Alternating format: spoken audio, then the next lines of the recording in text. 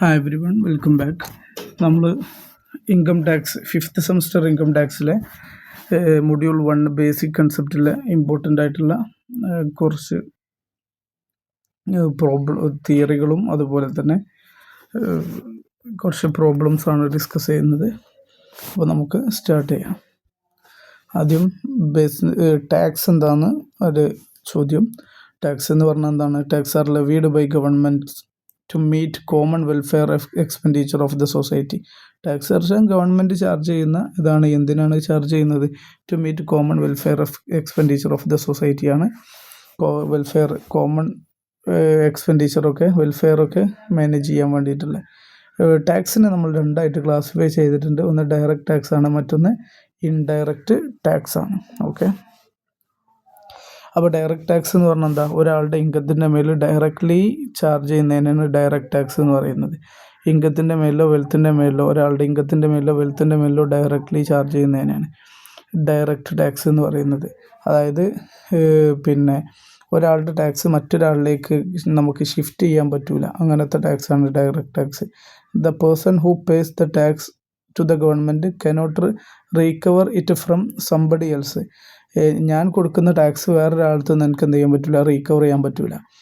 അങ്ങനത്തെ the burden of direct tax cannot be shifted. അപ്പോൾ burden shift, നമ്മുടെ ടാക്സിൻ്റെ ആ ഒരു ബേർഡൻ മറ്റൊരാളിലേക്ക് നമുക്ക് ഷിഫ്റ്റ് ചെയ്ത് കൊടുക്കാൻ പറ്റില്ല. പക്ഷേ GSTയിലൊക്കെ അത് പറ്റും. ഇൻകം ടാക്സ് ആണ് അതിന് എക്സാമ്പിൾ. എന്നാൽ ഈ ഇൻഡയറക്റ്റ് ടാക്സ് എന്താണ്? If tax is levied on the price of goods or service. ഒരു ഗുഡ്സിൻ്റെ ഇതിൻ്റെയൊക്കെ സർവീസിൻ്റെ ഒക്കെ മേലിൽ ടാക്സ് ലെവി ചെയ്യുകയാണെന്നുണ്ടെങ്കിൽ പ്രൈസിൻ്റെ മേലിൽ, then it is indirect tax. Goods and service tax, custom duty ഒക്കെ ഇപ്പോൾ നിലവിൽ ഇന്ത്യയിൽ ഇൻഡയറക്റ്റ് ടാക്സ് ഉള്ളത്. ഇതിൻ്റെ പ്രത്യേകത എന്താ? In case of indirect taxes, the person paying the tax pass on the incidence to another person. Tax pay ചെയ്യുന്ന ആൾ അതിൻ്റെ ഗവൺമെൻറ്റിലേക്ക് എത്തിക്കാനുള്ള ഡ്യൂട്ടി മറ്റൊരാളിലേക്ക് എന്ത് ചെയ്യുന്നുണ്ട്? ഷിഫ്റ്റ് ചെയ്യുന്നുണ്ട്. യഥാർത്ഥത്തിൽ അൾട്ടിമേറ്റ് കൺസ്യൂമറാണ് അല്ലെങ്കിൽ കസ്റ്റമറാണ് ഗുഡ്സ് എന്ത് ചെയ്യുന്നത്? ടാക്സ് കൊടുക്കുന്നത്. പക്ഷേ അത് ഗവൺമെൻറ്റിലേക്ക് ആരാ പേ ചെയ്യേണ്ടത്? ആ കടക്കാരനാണ്. അപ്പോൾ ഒരാളുടെ ടാക്സ് പേ ചെയ്യാനുള്ള ബാധ്യത മറ്റൊരാളിലേക്ക് എന്ത് ചെയ്യുന്നുണ്ട്? ഷിഫ്റ്റ് ചെയ്യുന്നുണ്ട്. പിന്നെ ഇത് രണ്ടും തമ്മിലുള്ള ഡിഫറൻസ് എന്ന് പറഞ്ഞാൽ മീനിങ് എന്നുള്ളവർക്ക് tax paid directly to the government by the person on whom it is imposed. ആരുടെ മേലാണോ അത് ചുമത്തപ്പെട്ടിട്ടുള്ളത് അയാൾ ഡയറക്റ്റ്ലി ആണ് പേ ചെയ്യുന്നത്. Tax is indirectly through goods or service included in their price. Indirect tax ആകുമ്പം അത് ഇൻഡയറക്ട്ലി ആ പ്രൈസിൽ ഇൻക്ലൂഡ് ചെയ്യാണ്. ഓക്കെ, ഹൂ പേസ്, ആരാ പേ ചെയ്യേണ്ടത്? Paid directly by individual or companies. കമ്പനികൾ ഇൻഡിവിജ്വലൊക്കെ ഡയറക്റ്റായിട്ട് പേ ചെയ്യാണ്. ഇവിടെ paid by customer when buying goods. ആരാ പേ ചെയ്യുന്നത്? ഇവിടെ കസ്റ്റമേഴ്സാണ് എന്ത് ചെയ്യുന്നത്? ബൈ ചെയ്യുന്നത്. Burden can be shifted. ഇവിടെ ബേർഡൻ എന്ത് ചെയ്യാൻ പറ്റില്ല? ഷിഫ്റ്റ് ചെയ്യാൻ പറ്റില്ല. ഇവിടെ എന്ത് ചെയ്യാൻ പറ്റും? Shifted to another person. അപ്പോൾ ഒരു കൺസ്യൂമർ നമ്മുടെ ഒരു ടാക്സ് ലയബിലിറ്റി എന്ത് ചെയ്യുന്നുണ്ട്? ഷിഫ്റ്റ് ചെയ്യപ്പെടുന്നുണ്ട് എന്നുള്ളതാണ്. എക്സാമ്പിൾ ഇവിടെ ഇൻകം ടാക്സും വെൽത്ത് ടാക്സും ഒക്കെയാണ്. GST എന്ന് പറയുന്നത് എക്സൈസ് ഡ്യൂട്ടി, കസ്റ്റംസ് ഡ്യൂട്ടി ഒക്കെയാണ്.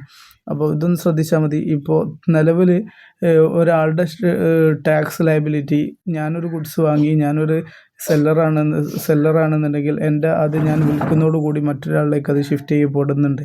അപ്പോൾ അത് ടാക്സിൻ്റെ ആ ലയബിലിറ്റി ഷിഫ്റ്റ് ചെയ്യപ്പെടുന്നുണ്ട് എന്നുള്ളതാണ് ഇവിടെ ഇമ്പോർട്ടൻറ്റ്. പിന്നെ എന്തിൻ്റെ മേലാണ് ടാക്സ് കൊടുക്കുക? ഇൻകത്തിൻ്റെയും പ്രോഫിറ്റിൻ്റെയും മേലാണ്. ഇവിടെ കൺസംഷൻ ഓഫ് ഗുഡ്സ് ആൻഡ് സർവീസിൻ്റെ മേലാണ് ടാക്സ് കൊടുക്കുന്നത്. പിന്നെ ഇൻകത്തിനെയും വെൽത്തിനെയാണ് എഫക്റ്റ് ചെയ്യുന്നത്. ഇതോടെയാണ് ഇൻഡയറക്റ്റ് ടാക്സ് വന്നാൽ ഗുഡ്സിനെയും സർവീസിനെയും പ്രൈസിനെയാണ് എഫക്റ്റ് ചെയ്യുക. ഓക്കെ, പിന്നെ പേയ്മെൻറ്റ് ഇൻകം ഏൺ ചെയ്തിട്ടാണ് കൊടുക്കുക. ഇതോ at the time of purchase ചെയ്യുന്ന സമയത്താണ് കൊടുക്കുക. അതാണ് നമ്മൾ ഷിഫ്റ്റ് ചെയ്യുമെന്ന് പറഞ്ഞത്. ഇപ്പം ഒരാൾ പർച്ചേസ് ചെയ്യുമ്പം കിട്ടുന്ന ടാക്സ്, കൊടുക്കേണ്ട ടാക്സ്, അയാളത് സെയിൽ ചെയ്യുമ്പോൾ വീണ്ടും എന്ത് ചെയ്യും? അത് മറ്റൊരാളിലേക്ക് ഷിഫ്റ്റ് ചെയ്ത് പോകുന്നുണ്ട്. അതുകൊണ്ടാണ് ഷിഫ്റ്റ് ബേർഡൻ ചെയ്യുന്നുണ്ട് എന്ന് പറഞ്ഞത്. ഇനി അടുത്ത ചോദ്യമാണ്, what are the 5 heads of income? നമുക്കറിയാം, salary, income from house property, profit or gain from business or profession, capital gain, income from other source. ഇതെല്ലാം കൂടെ ആഡ് ചെയ്യുന്നതിനാണ് നമ്മൾ ഗ്രോസ് ടോട്ടൽ ഇൻകം എന്ന് പറയാം. ഇനി പ്രീവിയസ് ഇയർ എന്ന് പറഞ്ഞാൽ എന്താ? പ്രീവിയസ് ഇയർ എന്ന് പറഞ്ഞാൽ നമ്മൾ ഇൻകം ഏൺ ചെയ്യുന്ന വർഷത്തിനാണ് പ്രീവിയസ് ഇയർ എന്ന് പറയുക. പക്ഷേ ആക്ട് ഡിഫൈൻ ചെയ്തത് അസസ്മെൻറ്റ് ഇയറിൻ്റെ നേരെ മുൻപുള്ള വർഷത്തിനാണ് പ്രീവിയസ് ഇയർ എന്ന് ആക്ട് പറഞ്ഞിട്ടുള്ളത്.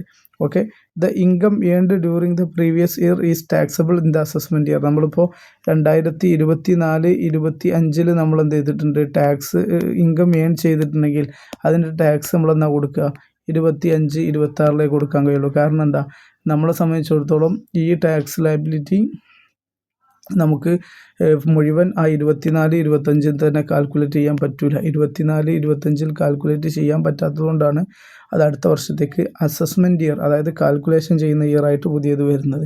അപ്പോൾ അസസ്മെൻറ്റ് ഇയർ എന്ന് പറഞ്ഞാൽ എന്താണ്, അസസ്മെൻറ്റ് ഇയറിൻ്റെ ഡെഫിനേഷൻ നോക്കുക. This means A period of 12 months commencing on 1st April every year. ഓരോ ഏപ്രിൽ 1 സ്റ്റാർട്ട് ചെയ്യും. അപ്പോൾ പിന്നെ 12 months പറഞ്ഞാൽ March 31 തീരും. അപ്പോൾ the year in which income earned is the previous year. Income earn ചെയ്യുന്ന വർഷം പ്രീവിയസ് ഇയർ ആണ്. And such income is taxable immediately following the year which is the assessment year. Income earn ചെയ്യുന്നത് previous ഇയറിലാണ്, അതിന് tax കൊടുക്കുന്നത് അപ്പോഴാണ് immediately following ചെയ്ത് next ഇയറിലാണ് കൊടുക്കുന്നത്. അതിനെയാണ് നമ്മൾ അസസ്മെൻറ്റ് ഇയർ എന്ന് പറയുക. അതുകൊണ്ടാണ് പ്രീവിയസ് ഇയർ എന്നുള്ള വേർഡ് വന്നെന്താ, അസസ്മെൻറ്റ് ഇയറിൻ്റെ മുൻപുള്ള ഇയറിനാണ്. അതുകൊണ്ടാണ് it means financial year immediately preceding assessment year. Assessment ഇയറിൻ്റെ നേരെ മുമ്പുള്ള വർഷത്തിനാണ് പ്രീവിയസ് ഇയർ എന്ന് പറയുക. Okay, income earned in the previous year 2024-25 income earn ചെയ്ത് കഴിഞ്ഞാൽ അതിന് ടാക്സബിളാണ് കൊടുക്കുക, അസസ്മെൻറ്റ് ഇയർ 25-26 കൊടുക്കുക. അപ്പോൾ നമ്മളൊരു കാര്യം മനസ്സിലാക്കി, ഇൻകം നമ്മൾ ഏത് വർഷമാണോ ഏൺ ചെയ്യുന്നത് അതിൻ്റെ അടുത്ത വർഷമാണ് നമ്മൾ ടാക്സ് കൊടുക്കുക എന്ന ഒരു 4-5 സിറ്റുവേഷൻസ് ഉണ്ട്. അവിടെ ഇൻകം ഏൺ ചെയ്ത അതേ വർഷം തന്നെ ടാക്സ് കൊടുക്കും. അത് ഈ 2 രീതിയിൽ ഇതിന് ക്വസ്റ്റ്യൻ വരാൻ സാധ്യതയുണ്ട്. ഒന്ന്, income tax is assessed on the income of the previous year in the next assessment year. അങ്ങനെയാണ് നോർമലി ഉണ്ടാവുക. ഒരു വർഷം ഏൺ ചെയ്ത് അടുത്ത വർഷം ടാക്സ് കൊടുക്കുക. State exception of this rule. ഈ റൂളിന് എക്സെപ്ഷൻ എഴുതാൻ പറഞ്ഞിട്ടുണ്ട്.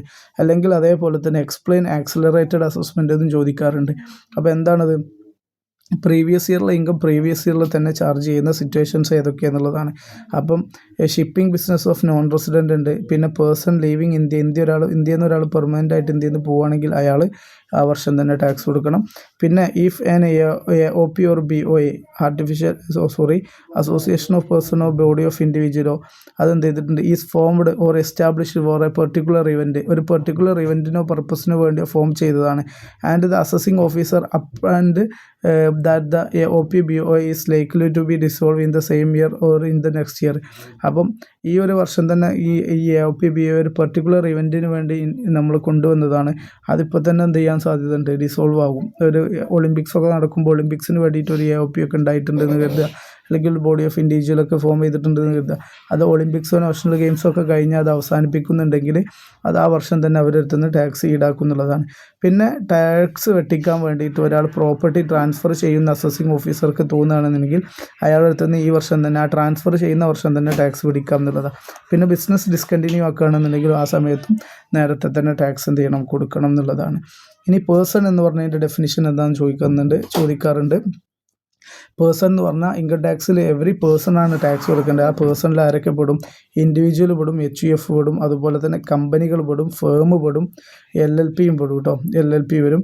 പിന്നെ association of person body of individual ഇത് വരും, OP/BOA ഒക്കെ വരും.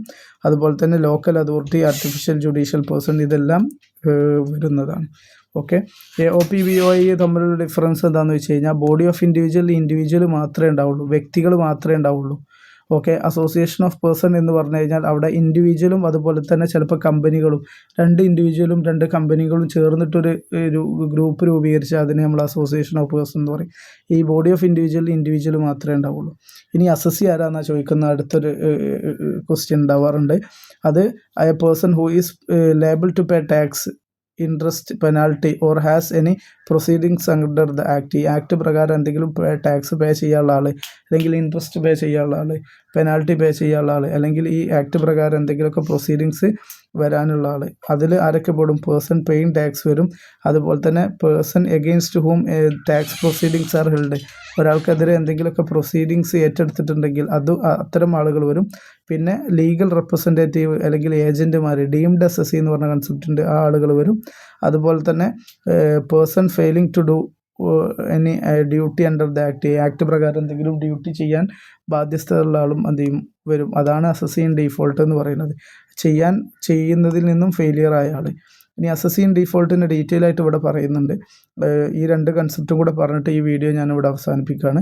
അസസീൻ ഡീഫോൾട്ട് എന്ന് പറഞ്ഞു കഴിഞ്ഞാൽ when a person is required to deduct or collect tax at source and failed to deduct or collect or fails to deposit with the government, that person is treated as an assessee in default under section 200 and subsection 1 of the income tax act. ഇത് കൃത്യമായി മനസ്സിലാക്കി എത്രയേ ഉള്ളൂ.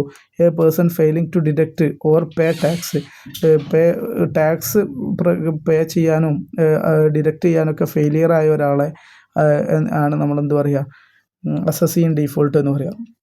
ഇതിനെ detail ആയിട്ട് ഇവിടെ പറഞ്ഞതാണ്. When a person is required to deduct or collect tax, ഒരു വ്യക്തി ടാക്സ് എംപ്ലോയീൻ്റെ അടുത്ത് നിന്നൊക്കെ ടാക്സ് ഡിഡക്റ്റ് ചെയ്യേണ്ട ആളാണെങ്കിൽ അത് ഡിഡക്റ്റ് ചെയ്യുന്നിടത്ത് പരാജയപ്പെട്ടാൽ, അല്ലെങ്കിൽ ബാധ്യസ്ഥനാണെങ്കിൽ, അല്ലെങ്കിൽ കളക്ട് ചെയ്യാൻ ബാധ്യസ്ഥനാണെങ്കിൽ, and fails to deduct or collect, അങ്ങനെ ഡിഡക്റ്റ് ചെയ്യുന്നതിനും കളക്ട് ചെയ്യുന്നതിൽ നിന്നും അയാൾ ഫെയിലിയർ നിന്നു.